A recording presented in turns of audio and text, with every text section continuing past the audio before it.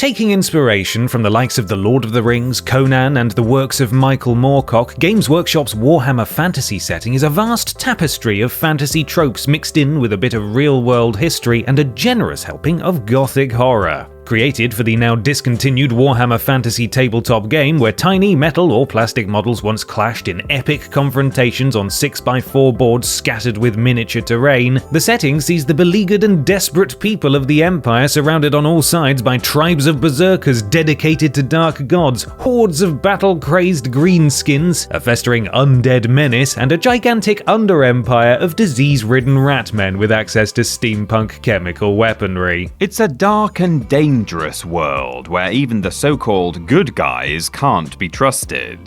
The dwarves hoard their gold and hide in their mountains bearing grudges. The Grand Knights of Bretonnia treat their peasantry like fodder and tax them into submission. The tree-loving wood elves are savages who kidnap children, and the enigmatic lizard men protect the world from chaos, but are the sort of fellows that ritually sacrifice first and ask questions later. Even the Empire are a bunch of crazed zealots or self-serving nobles oppressing the masses. To sum it up, imagine something dreamed up by J.R.R. Tolkien, but if he was having a really, really bad day. Of course, such a setting is ripe for video game adaptation, and with our Warhammer 40k video game ranked list still going strong out there in YouTube land, we thought it was about time we explored the gothic architecture, haunted forests, craggy mountains, and unforgiving wastelands of the old world too. We are naturally going to include games based on the Age of Sigmar tabletop game, which is the system that replaced Warhammer Fantasy and continued its lore. We're also including games based on the various Warhammer spin-offs, which means you can expect some dungeon delving, a spot of sailing, and yes, even a bit of American football. We aren't including games that were released on mobile devices only, and have also omitted a couple of mobile-originating free-to-play card games that made it onto PC. Other than that though, if it's got elves, dwarves, or ogres in it, and it came from the Nottingham-based peddlers of shockingly expensive plastic soldiers, then it's in. Right, enough stalling, let's get this carnival of chaos on the road. Prepare for more Warhammer Fantasy and Age of Sigmar games than you can shake a Hockland long rifle at. Let's rank 'em. I'm Elector Count Ben. And I'm Grey Seer Peter from TripleJump, and here is every Warhammer video game ranked from worst to best. Number 28. Warhammer Battle for Atluma, PSP, 2006. We're starting our perilous journey into the old world with Warhammer Battle for Atluma, which was released for Sony's popular PSP handheld and is an adaptation of the out-of-print Warhammer card game Warcry. While Warhammer Battle for Atluma offered an accurate and competent translation of the card game's mechanics for existing fans to get into, it did absolutely nothing to hook anyone else. The presentation was bare bones, the gameplay was simplistic, sorting and filtering options were sorely lacking, and no effort was made to use the PSP's processing power to give the experience any kind of pizzazz. All of these issues alone would have made Battle for Atluma a disappointing but at least functional little card game, but one huge oversight sends it crashing down to the bottom of our list like a Wordstone meteorite smashing into the city of Mordheim. The cards were practically unreadable. That's right, the information on the cards, the very important text that tells you the card's actual purpose, was unnecessarily difficult to read on the PSP's screen. Every reviewer pointed out this flaw and lopped a considerable chunk off their final score accordingly. The presentation and technical issues alone would have been forgivable, but making me feel like I need a stronger glasses prescription is taking things a little bit too far. Furthermore, the Warhammer world has loads of striking and recognizable locations to pick from as a setting, but where the hell is Atluma? There are plenty of Warhammer cartographers out there who could look at an old world map and accurately pinpoint the latitude and longitude of places like Skavenblight, Karak, Eight Peaks, Blackfire Pass, and the Moot, but mention Atluma to them and you'll likely receive a big old shrug. Not exactly iconic, is it? Number 27. Warhammer Chaos and Conquest, PC, 2019. This massively multiplayer real-time strategy game puts players in the blasphemous shoes of a champion of chaos and tasks them with amassing a horde of axe-crazy warriors and nefarious demons, smashing aside weaker hordes of similar composition, and taking the fight to the Empire of Man with the ultimate goal of conquering Altdorf and becoming the Ever-Chosen. Warhammer Chaos and Conquest offers plenty to keep players occupied, including base building and tactical choices, with lots of recognizable characters and units from the Warhammer lore to keep things feeling authentic. So why so low down the list? Well, it's just a mobile game that's been chucked onto Steam, isn't it? And it comes with all of the wonderful mobile gaming features, in inverted commas, that you might expect. Most of your time with Warhammer Chaos and Conquest will be spent waiting for timers to go down, with those ever so tempting microtransactions hovering eternally in the periphery of your vision, politely informing you that you could just drop some real-world cash to hurry things along a bit. Resist these temptations and be prepared to sit and wait for things to build a lot, and once they have been built, be prepared for a flurry of activity as you choose the next thing you're going to sit and wait for. It's not an enjoyable gaming loop and is not suited for PC gaming. Once you finally do get to combat, the pay-to-win characteristics become painfully evident, as no matter your level of patience, you will eventually get steamrolled by someone with bottomless pockets and hundreds of hours on their hands. It's a mobile game through and through, and it's not something we here at TripleJump generally champion. Back to the chaos wastes with this one. Number 26, Blood Bowl Death Zone, PC, 2018. You might have been surprised at how relatively few Warhammer Fantasy video games have been made over the years, especially compared to its futuristic counterpart. Another thing that might surprise those not massively familiar with the franchise or the whole tabletop gaming thing is that a good chunk of the games that have been made look an awful lot like your common or garden American football game, except there are orcs and skeletons and everything is spiky. To the uninitiated, Blood Bowl is a spin-off board game set in the Warhammer world that sees men, elves, orcs, and worse eschewing the battlefield for once and taking to the football field. A complex and ever-expanding set of rules is provided, all of the Warhammer races are presented, and in particularly brutal clashes, body counts can get a little out of hand. Blood Bowl Death Zone is a strange little side game that requires Blood Bowl II to play and sees users picking a star player to lead a team of amateurs in competitive multiplayer four-a-side action that's supposed to represent the pre-game show of a full-sized Blood Bowl match. Hoping to offer Blood Bowl fans a quick-fire dose of real-time action and strategy multiplayer carnage, Blood Bowl Death Zone unfortunately came up short and proved only to be a slightly puzzling affair that Blood Bowl players shrugged off like a burly ogre blitzer shrugging off a tackle from an overeager halfling. Dated visuals, ill-advised gameplay mechanics, and multiple bugs and crashing issues saw players quickly turn against this one, and even though Blood Bowl Death Zone is free, it's so bad that most Blood Bowl 2 owners feel violated at the fact that it installed itself and now shows up in their library. Best to ignore this pre-game entertainment and take the time to go pick up some snacks instead. Hot dogs and root beer, anyone? Number 25, Warhammer Age of Sigmar Stormground, PC, PS4, Switch, and Xbox One, 2021. Back in 2014, Games Workshop started talking about something called The End Times, promoting lots of campaigns and releasing lots of novels that dealt with the end of the Warhammer fantasy world. They weren't messing around. Before tabletop gamers knew it, Warhammer Fantasy was discontinued, square bases were turned to round bases, and practically every beloved character was killed off in the lore. Age of Sigmar was the game that replaced it, a game set across shattered realms where players controlled the scattered remains of old-world races, and some of the official rules involved things like getting an in-game advantage if your mustache was more impressive than your opponent's, or being able to re-roll failed hits with a certain attack dice if you can bring yourself to prance around the room as if riding an imaginary horse. I'm not even joking, by the way. Games Workshop absolutely losing their minds aside, the Age of Sigmar game did pick up steam, and as such, a few digital adaptations have surfaced. Warhammer Age of Sigmar Stormground, however, is not a very good one. While the Gasket Games developed strategy title does a decent job in the presentation and visuals department, it ultimately fails to be anything more than an underwhelming example of the genre thanks to a lack of content, a wealth of bugs and glitches, and inconsistent gameplay. There's online multiplayer support, but would-be players have reported long wait times and the developers seem to have moved on from the game, meaning that this and other issues are likely to remain unamended. It's a bit of a shame, because there certainly was potential here, but fans looking for a digital Age of Sigmar fix should take their grand, bushy moustaches and imaginary horses elsewhere.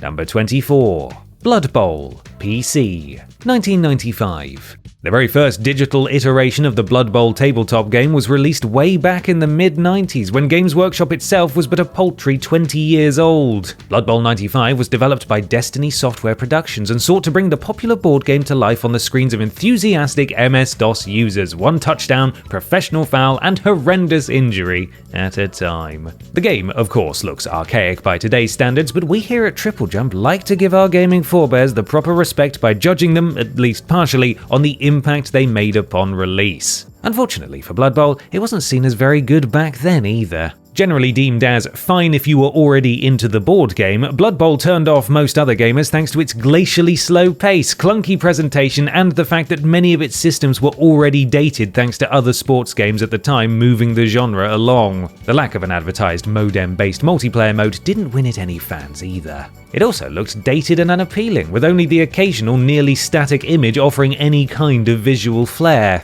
Remember that this was released in 1995, and Speedball 2 Brutal Deluxe, which was released in 1990, looked like this. Blood Bowl wasn't a disaster by any means, and it showed that there was potential in a video game adaptation of Games Workshop's bloodthirsty sports sim, but it definitely could have been a lot better. Fans of throwing spiky balls around and getting sent to the sin bin for flat-out murder were definitely better off sticking with the board game, at least for the time being.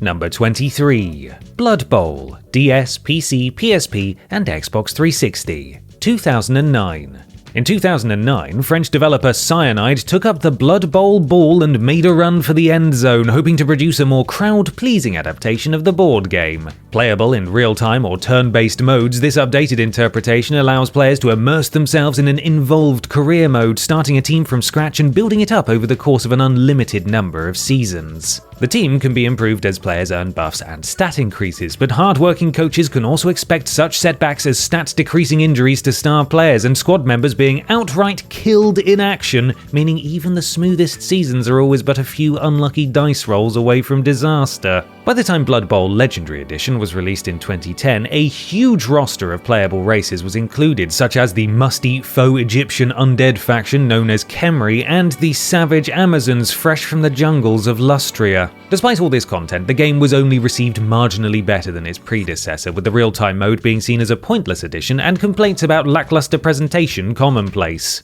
Xbox 360 players were disappointed by the lack of options for online play compared to their PC-owning counterparts, and the handheld versions of the game dragged the score down even further, considering both the PSP and DS versions lacked the career mode. The overall feeling was once again one of disappointment. Reviewers knew that Blood Bowl possessed the potential for a great video game adaptation, but so far, it just wasn't happening. Still no touchdown for digital Blood Bowl then, but we're getting a little closer to that goal line, right? Number 22. Man-O-War Corsair Warhammer Naval Battles, PC, 2016. Alright, let's leave those body-strewn football fields behind for now. In fact, let's leave the land behind altogether and take to the seas with Man-O-War Corsair Warhammer Naval Battles, the less than snappily named take on the Warhammer spin-off board game that gets things a bit nautical. Don't expect plain sailing though, this is Warhammer, after all. Man-O-War is a board game set in the Warhammer fantasy world, where players control fleets of ships clashing on the high seas instead of hosts of warriors and war machines clashing on blood-soaked battlefields.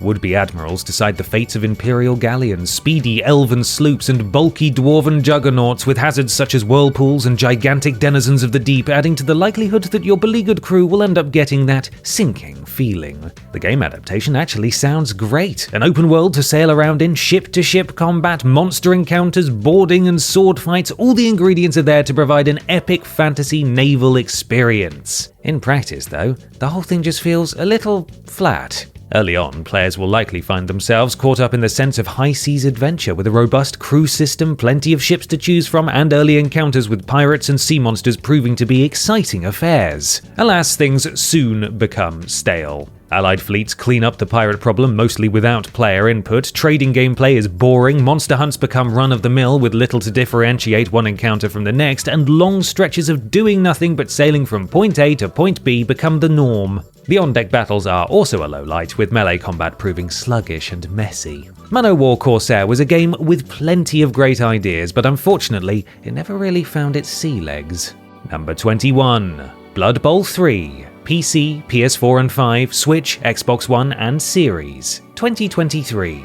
With the exception of whatever Blood Bowl Death Zone was, Blood Bowl games seem to be steadily getting better with each iteration. Unfortunately, the recently released Blood Bowl III bucked that trend and represented a disappointing step back for the series compared to its highly regarded predecessor. With Cyanide still at the helm and improvements made in some of the core game mechanics and visuals, things look good on the surface, but dig a little deeper and some of the common problems associated with modern gaming begin to rear their ugly heads. Blood Bowl III had a very troubled launch, with buggy gameplay and server issues causing many to write the game off during early access. These are the kinds of problems that can often be ironed out once the full launch comes around, but full release only gave reviewers more to complain about. Many observers noted that the new visuals could make it difficult to pick out different players and found the action hard to follow, while others noted poor AI and a lack of content. The game also received harsh criticism for its monetization choices, as locking content behind microtransactions is always a surefire way of provoking a barrage of thumbs downs from your player base. To be fair to Cyanide, they have improved the game since launch, but as the likes of CD Projekt Red and Bethesda will attest to, it's impossible to fully erase a title's unsteady first steps from the gaming zeitgeist.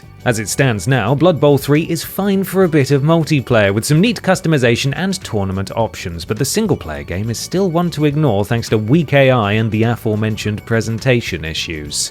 Maybe Blood Bowl IV will get things back on track again. That would really bowl us over. Hey, Peter? Hey? Peter, go on. Number 20. Mordheim, City of the Damned, PC, PS4 and Xbox One, 2015. Mordheim is probably one of the more obscure spin-offs of the Warhammer Fantasy tabletop game, but it also has loads of potential for a stellar video game adaptation. Focusing on small teams of intrepid adventurers instead of mighty armies, the Mordheim tabletop game sees parties of explorers venturing into the cursed city of Mordheim that has recently suffered a direct hit from a comet formed of the volatile yet valuable substance known as Weirdstone. Much like Blood Bowl, the player's party in Mordheim persists through multiple encounters, gaining levels, finding and purchasing equipment, and suffering from debilitating injuries. If you're more familiar with the futuristic Warhammer 40,000 setting, it's basically Necromunda, but fantasy. When Mordheim City of the Damned was released by Focus Home Interactive in 2015, over 10 years after Games Workshop pulled support for the tabletop game on which it's based, fans of the dormant setting raised their Weirdstone mutated appendages in glee. Alas, City of the Damned wasn't the revival that they were hoping for. The game had some novel ideas and succeeded with its presentation, managing to provide eager explorers with a suitably dark and eerie rendition of the disaster-afflicted city to poke around in. However, some niggling technical issues and strange design choices meant that any appeal the game could muster was short-lived. An unfriendly interface, some long load times, dodgy AI, and an unforgiving learning curve all contributed to the game's underwhelming status, but none more so than the fact that it could just get a bit boring, and one should never feel bored while roaming the streets of Mordheim. Uneasy, terrified, mortified, and slightly nauseated, yes, but never bored.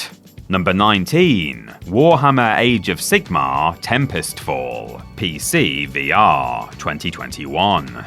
Allowing you to slip on the elaborate helmet of a Lord Arcanum, a high-up in the Age of Sigmar faction known as the Stormcast Eternals, Warhammer Age of Sigmar Tempestfall is a virtual reality game that aims to fully immerse players into a world of lightning-charged melee combat and creeping undead monstrosities. It does a pretty decent job too, with some effective visuals providing an authentic take on Age of Sigmar's world, and some visceral close encounters with the spooky faction known as the Nighthaunt that are sure to leave a mark. With engagement being such an important factor for VR-enabled titles, the fact that it gets this right is a big feather in Tempestfall's cap, and as such, it comes recommended for those invested in the Age of Sigmar lore and with an interest in experiencing it firsthand. Beyond that though, there's not much that Warhammer Age of Sigmar Tempestfall does that hasn't been done better in other first-person VR adventures, and the gameplay is afflicted with some design issues that severely hold it back. Reviewers complained of tough puzzles that block the flow, an unintuitive user interface, and some minor bugs.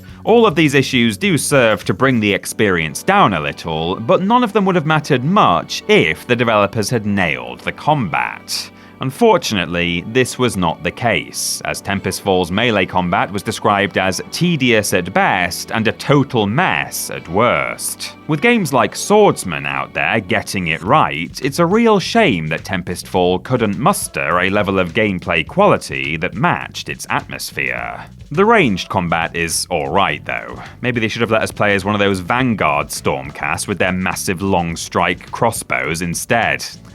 Missed opportunity there. Number 18. Warhammer Age of Sigmar Realms of Ruin, PC, PS5, and Xbox Series, 2023.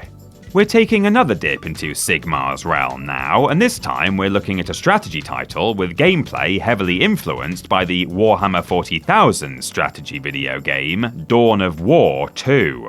Dawn of War II is regarded very highly in the realms of 40k video games, despite being generally considered a step down from its predecessor. Warhammer Age of Sigmar Realms of Ruin, however, does not reach such hallowed heights. The aim of the game in this top-down RTS is to capture various strategic points in order to gain resources, which can be used to create or summon new units to bolster your forces and achieve your mission. A gameplay loop that rewards risky plays and aggressive expansion. Featuring 4 playable races at launch, Realms of Ruin's player versus player action is probably the game's strongest point, but many unwelcome issues do hamper enjoyment, with players pointing out a fiddly UI and having complaints regarding controls and presentation.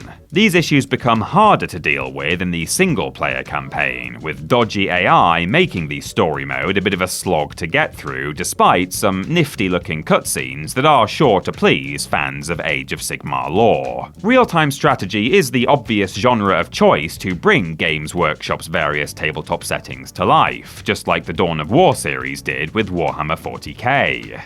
Unfortunately, in its current state, Realms of Ruin is not the killer app it wanted to be, and doesn't live up to many of the pre-Age of Sigmar RTS games. You know, the ones that are set in a time before the original fantasy setting was mercilessly wiped from existence.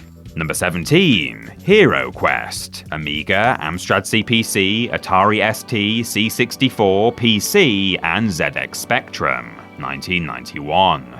Alright everyone, get your broadswords ready because it's finally time to talk about HeroQuest. While not related to Warhammer in name, the board game known as HeroQuest was developed in conjunction with Games Workshop and possibly shares the same fantasy setting, what with Chaos Warriors and Chaos Warlocks being among the enemies that are encountered in its cardboard dungeons, and places like the Northern Chaos Wastes and the Black Mountains being mentioned in the original mission booklets. It's not exactly Warhammer, but it's close enough to get onto the list. The Gremlin Interactive developed video game was released on multiple formats in 1991, and closely follows the rules and setup of the board game. A party of adventurers controlled by the player explores a dungeon layout using the character's strengths and abilities to slay monsters, avoid traps, and unearth treasures on the way to completing their heroic quest. Unlike the previously mentioned 1995 attempt at Blood Bowl, 1991's digital iteration of HeroQuest was well regarded upon release, and received plenty of enthusiastic praise on the pages of contemporary magazines. The dungeon delving was well presented, and the gameplay of the board game was faithfully preserved, although some did point out that it was perhaps a little too oversimplified.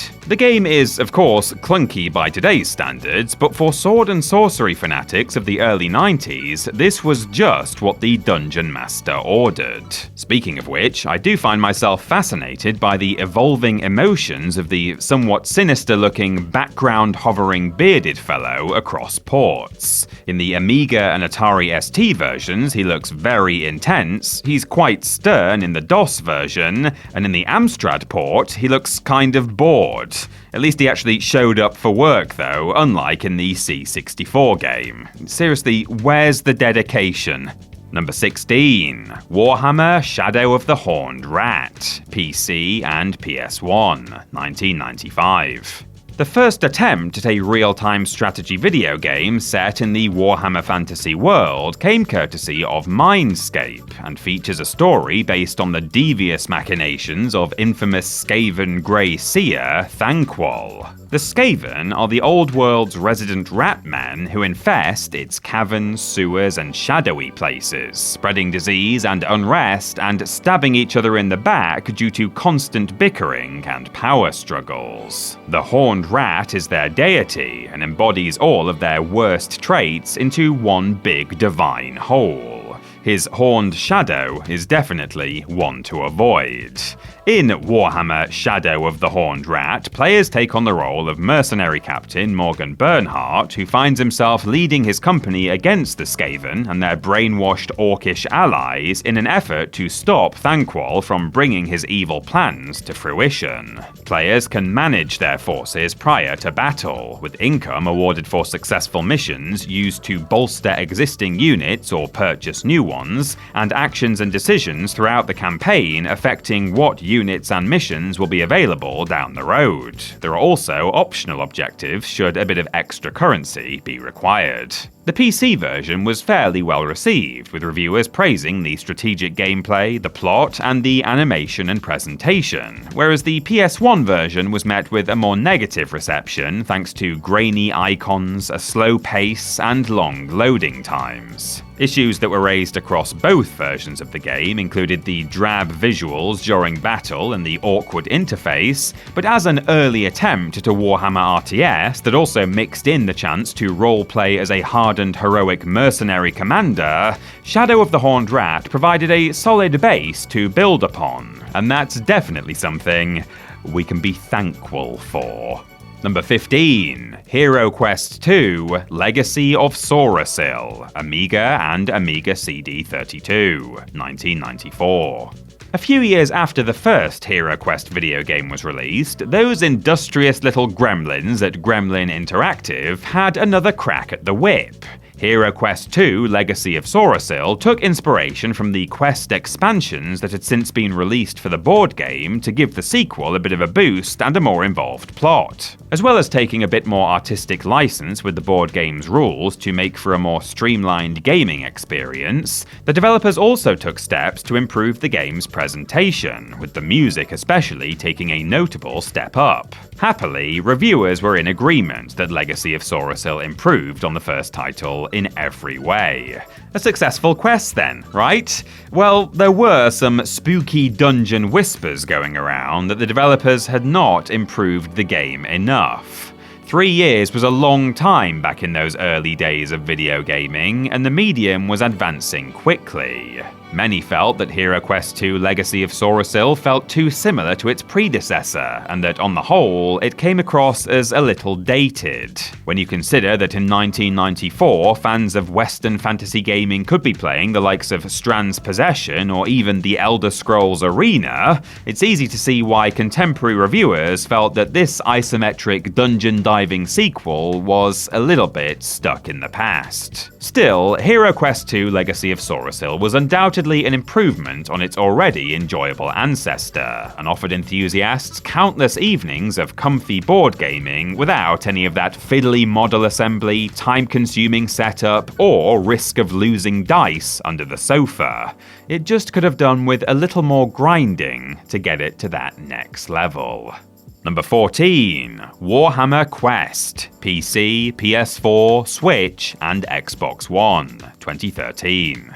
There are, of course, a lot of foggy circumstances around whether the now Hasbro-owned HeroQuest tabletop game is part of the Warhammer fantasy setting. I mean, nowadays it's definitely not, but originally it definitely maybe was. With Rodeo Games' Warhammer Quest, though, there is no such uncertainty. Created by Games Workshop in 1995 as a spiritual successor to HeroQuest, the Warhammer Quest board game features Skaven, Beastmen, the Forces of Chaos, and all of that other definitely Warhammer stuff, and replaces the traditional board with modular dungeon tiles that can be built up throughout the game into different and surprising dungeon layouts. There have been a few digital interpretations of the tabletop game, starting with this one in 2013, and despite all originating on mobile, they're all quite alright. 2013's Warhammer Quest was developed by Rodeo Games and is a turn-based, dungeon-exploring, quest-completing, loot-gathering strategy romp with a definite Warhammer feel.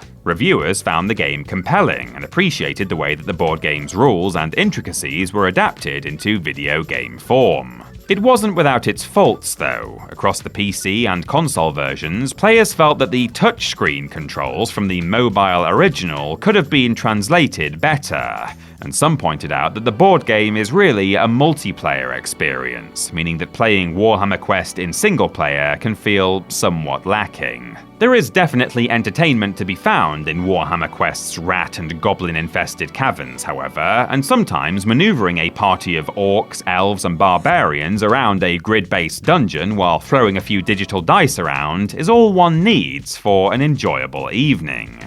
Well, that and plenty of snacks, of course. I mean, you can't have an evening without snacks, can you? Number 13. Warhammer Quest II: The End Times. PC, PS4, Switch, and Xbox One. 2017. The next Warhammer Quest game, Warhammer Quest II: The End Times, was handled by a different developer, with Rodeo Games being thrown from the saddle and Perchang Games taking up the helm. The main change implemented by these newcomers was to streamline the video game's rules a little to break away from the board game, and this was mostly seen as a positive, although some reviewers did lament the simplification. As hinted at by its End Time subtitle, Warhammer Quest II has a bit more oomph in the storyline department, being set during the ultimately successful final assault by the Forces of Chaos on the Old World. Granted, this doesn't actually mean much to the casual gamer, but to fans of the lore, it may well add a sense of urgency and an aura of gravitas to proceedings. Warhammer Quest II: The End Times also upgraded the visuals. Look carefully, and you'll notice the whole thing is presented in 3D this time around, giving a better sense of the world and taking things further away from the old 2D top-down board game representation of the original, while also allowing for some visual flourishes and different camera angles. Of course, it does carry with it the same problems the first game had. Heavy marketing of in-game purchases, some RNG issues, and the fact that its gameplay is better suited to shorter mobile gaming than heavy PC or console sessions. But it is still fun and feels more like a game in its own right than its more tabletop-adjacent predecessor. If the idea of Warhammer Quest intrigues you, but like me, you don't have any friends, then a few evenings spent with this game should definitely leave you satisfied. Oh wait, no, I do have one friend. It's Ben. Right, Ben? Number 12. Warhammer Quest Silver Tower. PC. 2020. The next entry on our list is the last game in our little Warhammer Quest side quest and another offering from Perchang Games. This final title in the trilogy, Warhammer Quest Silver Tower, is based on the tabletop expansion of the same name and introduces a post-End Times Age of Sigmar setting to bring a slightly different flavour to all the dungeon crawling. Feeling like more of a quick-fire tactical strategy title than the RPG-like dungeon crawls of the previous games, Warhammer Quest Silver Tower manages to once again evolve the franchise in its digital form. The graphics are bright and sparkly, the gameplay is a good representation of the board game, and there's hearty, lore-appropriate tactical fun to be had if you can look past all the monetization and are prepared for a bit of a grind. It is still a mobile game at heart, with all the negative connotations that entails, but it's a good game, and it's free to play, so unless you're the type to easily be swayed by the dangling of sparkly premium content in front of your nose, then you've got nothing to lose from giving it a try. And that's the highest praise we'll ever give to a microtransaction-fueled mobile game. Oh, by the way, did you know that classic Warhammer Quest is the inspiration for one of the greatest Games Workshop model dioramas ever created? It's in Warhammer World in Nottingham, so if you're ever near there, you should drop in to see it in person. This video isn't sponsored or anything, our writer is just really enthusiastic about this stuff. Nerd! I'm joking. Or am I? Number 11. Warhammer Mark of Chaos, PC and Xbox 360, 2006. If you're a fan of Warhammer Fantasy but haven't played this 2006 RTS, there's a high chance you might still have seen its CG intro movie. Featuring a warrior priest of the Empire and his retinue of foot soldiers being ambushed by the looming, intimidating forms of a band of Chaos warriors, this cinematic absolutely nails the grim atmosphere of the setting and still stands up to this day as a fitting representation of the perils of the old world. Unfortunately, the actual game doesn't quite live up to this stellar first impression. The epitome of a good RTS that could have been great, Warhammer Mark of Chaos does get a lot of things right. There are a large number of units on screen at any one time, battles can often feel satisfyingly strategic, and the tremendous level of unit customization on offer allows digital model painters to really go to town with army personalization. But Mark of Chaos also made a few promises that it didn't quite keep. The game's marketing described epic-scale battles with thousands of units on screen at any one time. This turned out to be something of a misdirection, as the unit count never makes it to quadruple figures. More egregiously though was the advertised cooperative multiplayer campaign, which just straight up didn't exist. The gameplay was also very far removed from the tabletop rules upon which it was based, with things like unit formations and combat resolution not being translated into digital form, making Warhammer Mark of Chaos feel more like some other RTS with a Warhammer Fantasy skin. A decent attempt in the end, but it just broke a few too many promises, which is a surefire way of ending up in the Book of Grudges. Number 10. Warhammer Mark of Chaos Battle March, PC and Xbox 360, 2008. This expanded version of Warhammer Mark of Chaos was a standalone release on the PC and Xbox 360, featuring its own campaign and some notable improvements, which just about qualifies it for its own place on our list. Warhammer Mark of Chaos Battle March applied something of a facelift to its predecessor, resulting in a title that looked and felt a bit more like a Warhammer game. The greenskins were added, which begs the question, why in the old world weren't they already in the original game, being hands down the best faction and all, along with the Dark Elves, both of which got their own campaign, and the developers also added a multiplayer mode called World Domination. The World Domination mode especially adds some longevity to the title, giving Warhammer enthusiasts the chance to throw their meticulously customized and digitally painted armies at each other while attempting to dominate the map. However, like its older sibling, the overall score is brought down by the clunky console port. The Xbox 360 version is drastically held back by ill-advised button controls and painstaking D-pad movement, making directing a squad of disciplined knights feel more like trying to guide a herd of angry cave squigs. With games like Halo Wars and Command & Conquer 3 coming up with ways to make the whole RTS control pad combination a lot less painful, Warhammer Mark of Chaos Battle March doesn't really have any excuses for leaving Xbox 360 owners disappointed, which is a shame because PC gamers were able to enjoy a fairly decent Warhammer Fantasy RTS. Unfortunately for Mark of Chaos Battle March, its relevancy is almost zero nowadays, as a mere 8 years after its release, a little studio known as Creative Assembly would come along and completely eclipse it. More on that later though. Number 9. Warhammer Online Age of Reckoning, PC, 2008. Do you remember when World of Warcraft was about the most popular thing on the planet and everyone wanted a piece of that massively multiplayer fantasy action? Lord of the Rings and Dungeons & Dragons made a play for the hearts and wallets of those wanting to live in an online world of orcs, elves, trolls and dragons, so it was only fair that Warhammer had a crack at it too. Warhammer Online Age of Reckoning, while similar to all those previously mentioned games, features a special realm versus realm combat system that developers Mythic Entertainment first implemented in their previous MMO, Dark Age of Camelot. This gave the title a definitive player versus player focus, with different realms constantly vying for dominance in a number of combat scenarios. The game was received well by players and reviewers, with those interested in the PvP aspect of online gaming taking a particular fancy to the content it offered, and many were absorbed into the constant violent back and forth offered up by the realm versus realm system. It is worth noting, however, that those who were more interested in the questing and exploring aspects of the fantasy MMORPG were likely to find a more satisfying experience elsewhere, but even so, the opportunity to immerse yourself into the old world and experience the rich Warhammer lore firsthand was an enticing prospect. Warhammer Online Age of Reckoning was officially shut down in 2013 thanks to Mythic losing the Warhammer license. Would it still be going today if this wasn't the case? Well, given that World of Warcraft, Dungeons & Dragons Online and The Lord of the Rings Online are still going strong, and also considering the fact that unofficial fan servers are still in constant use, then yes, it probably would be. Alas, just like with the Warhammer fantasy setting itself, Games Workshop decided to take a big, flaming, rune-engraved Warhammer to it. Such is life. Number 8. Warhammer Chaos Bane. PC, PS4 and 5, and Xbox One and Series. 2019. The Diablo series already feels quite Warhammer-y, what with its grimmer, darker, gorier take on Tolkien-esque fantasy. In fact, Blizzard's other big fantasy setting, Warcraft, was originally supposed to be a Warhammer game, according to the original Warcraft producer Patrick Wyatt. It's funny then that one of the better games in the Warhammer fantasy setting takes a lot of cues from Diablo. I'm not saying it's some kind of big cosmic coincidence or anything, but it is strange the way the strands of fate intertwine, you know? I'm looking at you, Zinch. Anyway, as you might have already gathered, Warhammer Chaos Bane is an action RPG played from an isometric perspective with a handful of character classes to choose from and lots of loot to pick up and equip.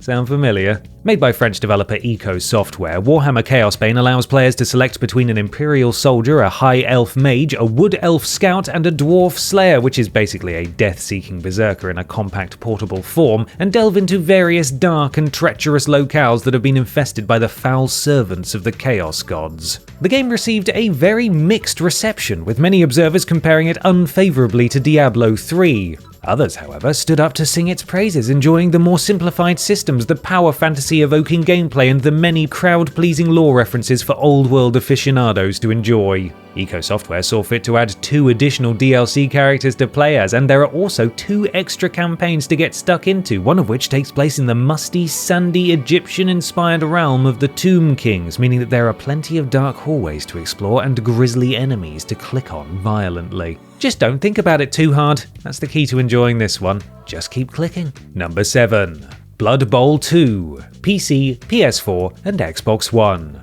2015. With all other attempts at bringing the Blood Bowl board game into the digital world being disappointments in their own special ways, it falls on Blood Bowl 2 to be the one that gets it right. Or at least more right than the others, anyway. Developed once again by the Paris-based Cyanide Studios, Blood Bowl 2 predates most of that microtransaction nonsense and represents the current high standard for excessively violent, Games Workshop licensed approximations of real-world sport in video games. The sequel made many improvements, including adding a campaign mode, stadium customization, a mostly entertaining commentary team, and a player marketplace where squad members can be swapped between teams and injured or murdered players can be replaced. The visuals and general presentation took a noticeable step up as well, and the cluttered and text-heavy UI of its predecessor had been mercifully trimmed. Now don't go thinking that any old Madden fan can walk right into it and have a great time though. Despite its slick looks, this is still a board game at heart, and the slow pace may be off-putting to some. The oft unforgiving nature of the dice rolling mechanics came up in a lot of reviews as well, with many descriptions of perfect plays falling apart thanks to unlucky dice rolls causing star players to miss a catch or battle-hardened blitzers to fail a vital block.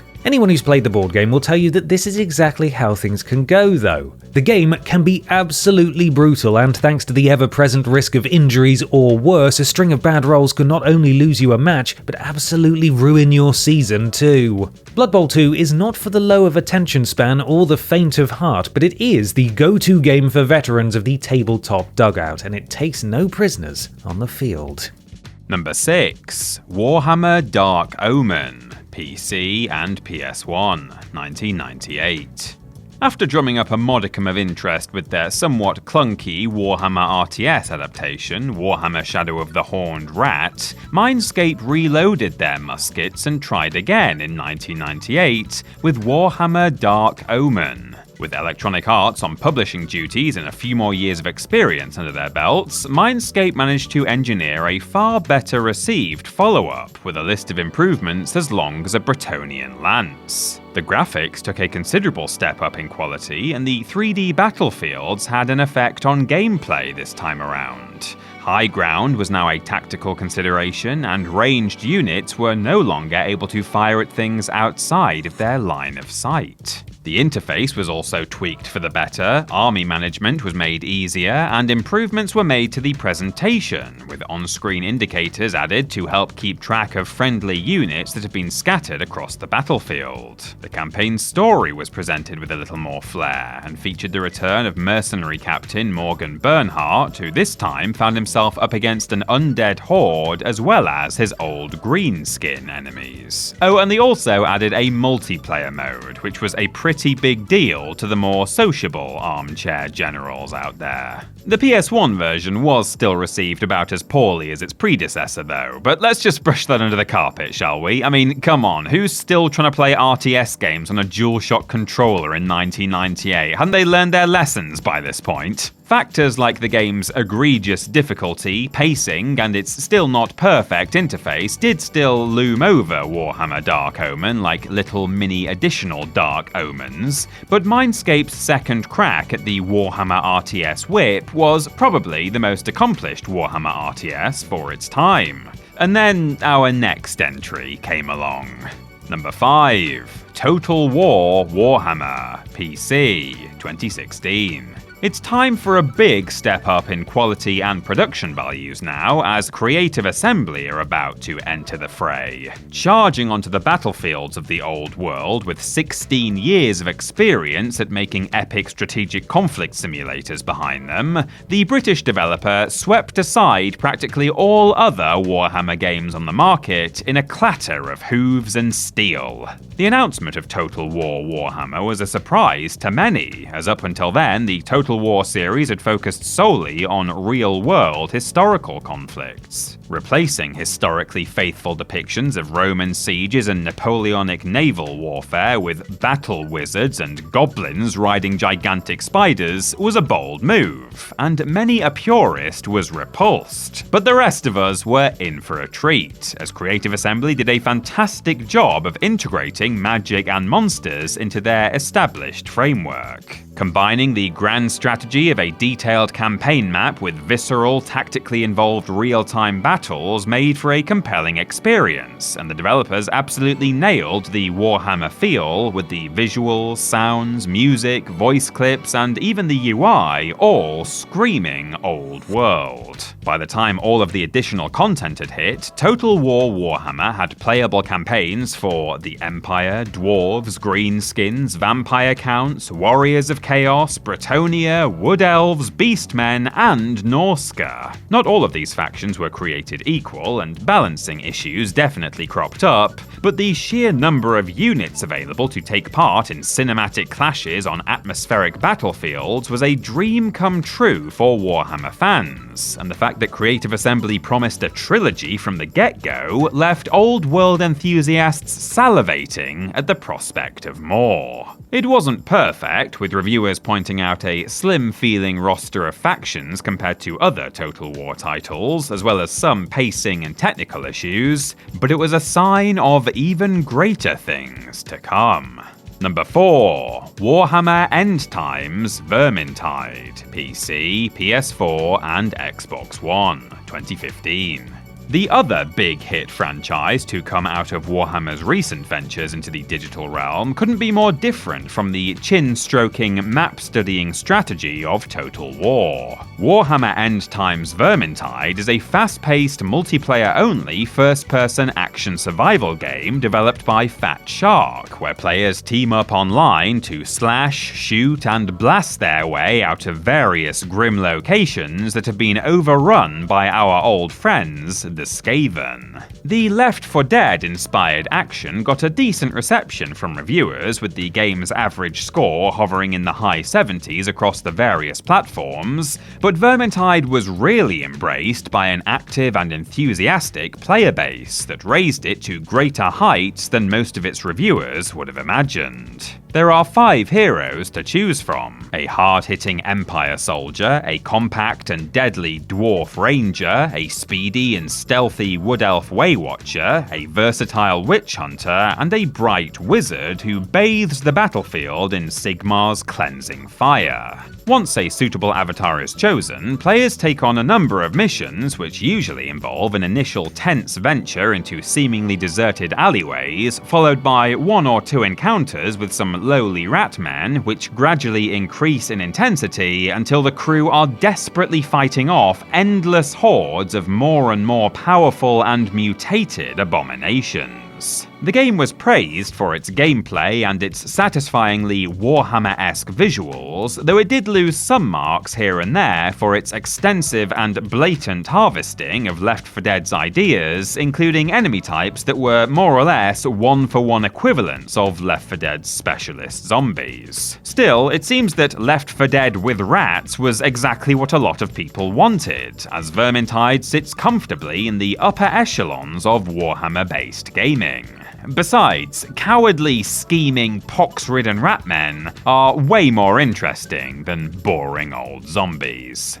Number 3. Warhammer Vermintide 2, PC, PS4, and Xbox One, 2018. Given the success of Warhammer End Times Vermintide, it's only natural that a sequel should drag itself out of the festering rat-infested sewers, and happily, Warhammer Vermintide 2 managed to outdo its predecessor in almost every way, and turn into a tremendous success story for those hard-working folks at Fat Shark. The developers made all the right moves when forming a sequel, expanding on the original game by adding lots of enemy variety, tweaking the visuals and the gameplay in positive ways, and creating maps and locations that were well designed and sprawling, offering plenty of variety for serious players who would end up running through them again and again. Keeping up with the vermin theme, Vermintide 2 added a new faction of enemies to unload your crossbows into, a Nurgle-dedicated Chaos warband known as the Rot Bloods. A weighty expansion called the Winds of Magic also added Beastmen to the fray, meaning that would-be adventurers now had the full unholy trinity of gross, disease-ridden, mutated body horror enemies to wade through.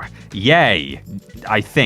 Speaking of expansions, Vermintide 2 has plenty of them, with the fully upgraded product offering up countless missions to fight through, a roguelike game mode with randomized levels, and 19 classes for the 5 heroes to expand into, including the ever-popular Necromancer. This bombastic sequel did pretty much everything right, receiving higher aggregate review scores than the first game, being nominated for multiple awards, and reportedly exceeding the lifetime revenue of its predecessor within just 11 days of release. With this resounding success in their back pockets, the developers looked to the grim darkness of the far future with Warhammer 40,000 Darktide in 2022, which, after some initial teething problems, has recently been building up steam in its own right. It looks like Fat Shark have well and truly found their very own, extremely violent niche.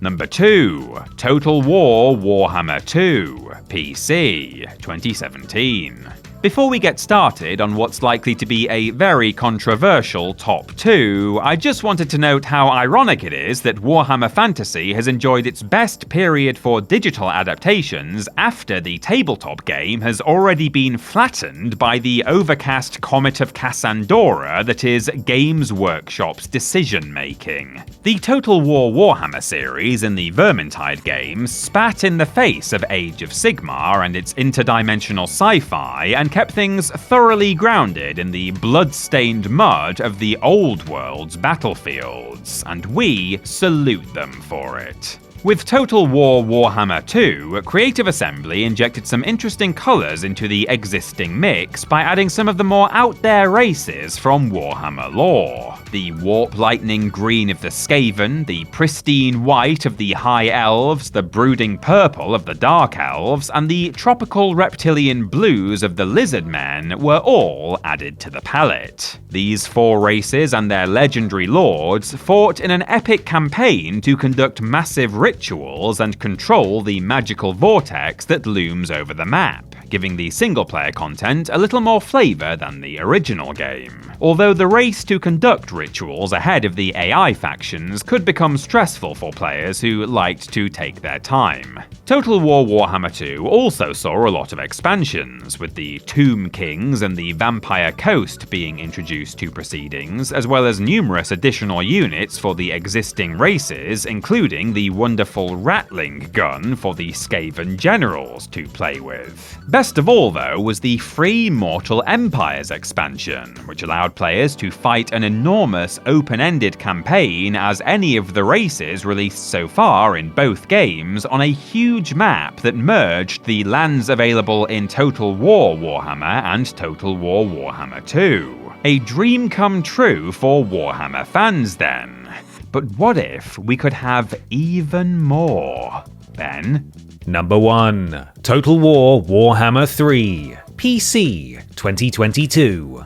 Alright, I'm going to come straight out and say it. If you take each of the Total War Warhammer games individually as an island, the second title is probably the best, with its quality of life improvements, its more exciting roster of races, and its main campaign that honestly eclipses that of the third title. However, if you want the full-scale Warhammer experience, then the melting pot of over-the-top units, creatures, and lore from the third game, fully upgraded with the rosters of its two predecessors, is Warhammer at its finest. After all, what's the old world without the physical manifestations of the four great chaos gods showing up to cause havoc from time to time? With Total War Warhammer 3, Creative Assembly added armies based on the demonic hordes of each of the four chaos powers, with Nurgle's Decay, Slanesh's Excess, Tzeentch's Deceit, and Khorne's Rage, all authentically realised in-game. The Ogre Kingdoms also came to play, bringing some unique game mechanics with them, and siege battles were expanded, with minor settlement battles being added for the first time in the series. Total War Warhammer 3 also added two more human factions, with Kislev making an appearance, who'd previously only had minimal tabletop representation, alongside Grand Cathay, who'd previously had no tabletop representation at all, and had only been mentioned in background lore.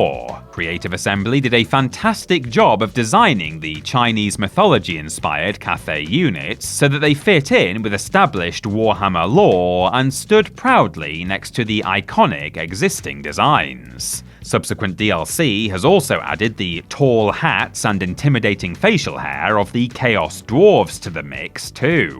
Total War Warhammer 3's campaign wasn't as well received as that of the second game, with its pocket dimension hopping premise proving to be too fiddly and aggravating for most, and some hardcore strategy fans have lamented the more passive enemy AI as well, especially on the campaign map. Remember Mortal Empires from Total War Warhammer 2 though? Well, now it's called Immortal Empires, and it's absolutely huge. Featuring a map that encapsulates pretty much the entire Warhammer world, the Immortal Empires campaign allows you to pick any of the legendary lords from any of the races in any of the games, as long as you own them, and set out on an epic journey of total world domination. As you do so, the game's excellent visuals, voice acting, and production values will immerse you into Warhammer Fantasy's fascinating setting every step of the way. It's sheer Warhammer heaven. So what are you waiting for? Mount your griffin and get stuck in. For Sigmar, and all that.